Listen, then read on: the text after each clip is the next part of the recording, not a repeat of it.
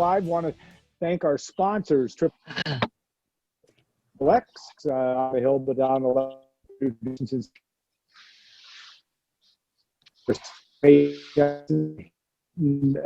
Garden and went to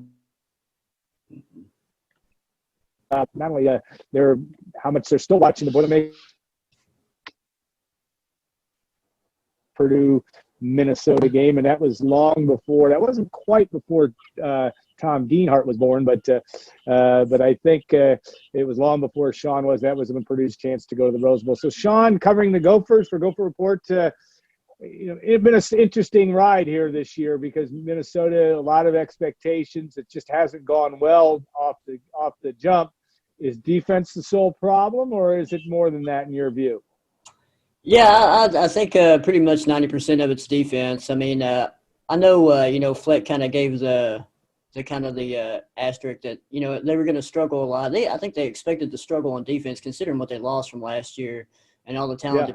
I don't think they thought it was going to be this bad though. And they've had they had a key injury to linebacker Braylon Oliver. I think he got injured in the spring and ACL thing, and he's out for the year.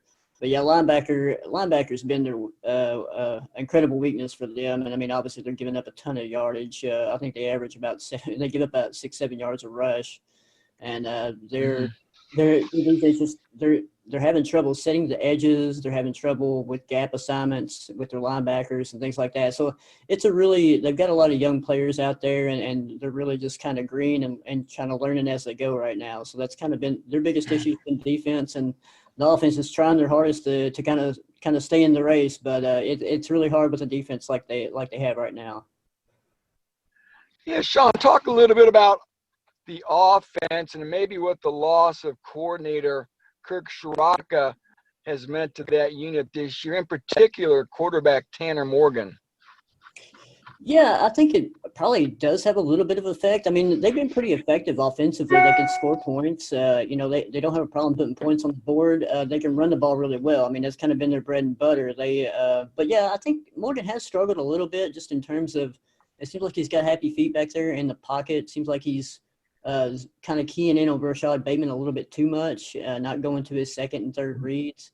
Chris Altman-Bell is a guy that we thought would really have a breakout year. He did against Maryland. He had over 100 yards, had a phenomenal touchdown catch, kind of a leaping touchdown catch in that game. But he hasn't really been targeted a whole lot, throughout the year except for that game. So, it really kind of showed its head against Iowa. I mean, Iowa, he was very uncomfortable back there in the pocket. Had a lot of overthrows, underthrows, had a couple picks. One of those was to Bateman on a deep out route, but he severely underthrew that ball and was looking at him for 5 or 6 seconds before he threw it, and then just ended up, just severely underthrowing it. It was an easy interception for Iowa. So he's definitely struggled a bit. He's not as accurate as he was last year. And like I said, I think he's kind of keen on Bateman, which is kind of natural. I mean, Bateman's one of the best playmakers in the Big Ten, but I think it's kind of a detriment to the other players on the team and the other wide receivers not getting involved as well. You look at go ahead, Tom. I'm sorry. No, I mean, again, you can't talk about Minnesota's offense, too, without talking about what the number one statistical running back in the nation, Muhammad Ibrahim.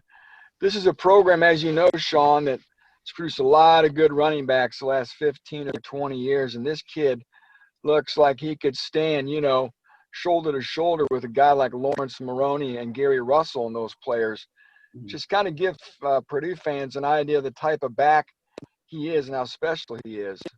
Yeah, Bateman's very, I think coaches kind of say he doesn't look like your typical Big Ten running back. He's a little bit smaller, but he's very compact, runs very low to the ground, very shifty, has a nice burst when he finds a hole. And a lot of people kind of forgot about him last year just because he was behind Rodney Smith and Shannon Brooks, a couple of veteran running backs that came back from injury last year. So he kind of took a backseat to those guys. But a lot of people forget that as a true freshman, he ran for over 1,000 yards, and that's because they had injuries at that position. He was kind of thrust into that role. So he's already had a lot of success at Minnesota.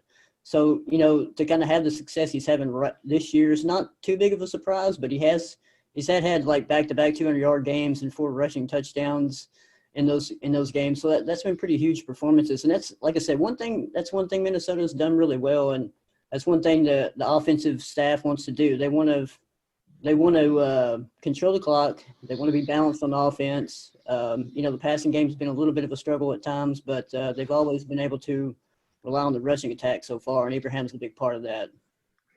Well, and you look at the motivation as we wind this segment down in terms of, PJ Fleck is the ultimate motivator and seems to get his team ready to go. But in this COVID world, at least it looked to me a little bit against Iowa that I wouldn't say they gave up, but they just weren't there. And I suppose is there concern, and when you're 1-3 and you had some level of high expectations this year, is there concern that the Gophers, if they get down, they have the motivation to get themselves back up at this point?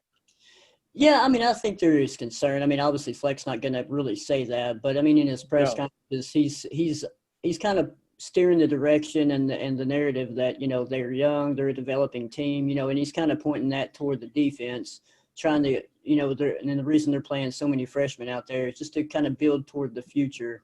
So, I think that, like I said, I think they expected the defense obviously not to be as good as it was last year and have their struggles, but not struggle as much as they have this year. So, I think it will be an issue, especially if they, continue to lose and the defense continues to look bad. How much motivation are you going to have, So it'll be something interesting to see if he can keep those kids motivated. It seems like he does a very good job of that, like you said, Alan, but this one's going to be a tough test for him this year, I think, in terms of motivating his players and keeping them focused throughout the year. Yeah, I think everybody's going to be in that same boat. Well, Sean, we appreciate your insight and all your help with us this week. Tom, travel safe as you make your way to the big one tonight, and it'll be an interesting one on Friday night football in the Big Ten, Purdue, Minnesota tonight at 7:30 Eastern. Sean, thanks again. Have a good holiday, and thanks, Sean. We'll look forward to talking again soon, guys. All right, we're going to take a short break for Golden Black Live, and we'll be back in a couple minutes with Bob Greasy and Leroy Keys as we get a chance to chat them up and hear what they're up to, and also what their experiences as Purdue Boilermakers were all those years ago. So stay tuned for the next segment of Golden Black Live.